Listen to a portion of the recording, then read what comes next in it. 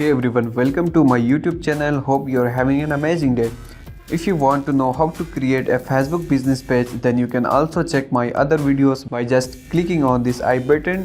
For now, we will talk about how to create a Facebook group. Okay, so without delaying, let's start our video.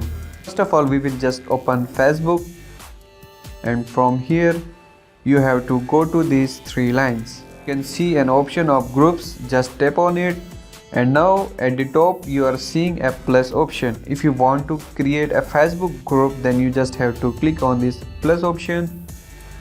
Okay, this is as simple as that. Now just name your group. I will name my group as Logy, which is my channel's name. Okay, now you have to select at least one friend from your list. So I will click on these two friends and now just tap on next. Okay, so these are the settings which you can change later. Okay, either you want to make your group public, closed or secret. So most of the people make public group, that's why I will also create public group. Now just tap on this create. To take a little bit time, and here you can see I have selected 2 members, so Facebook has sent an invitation to that friends.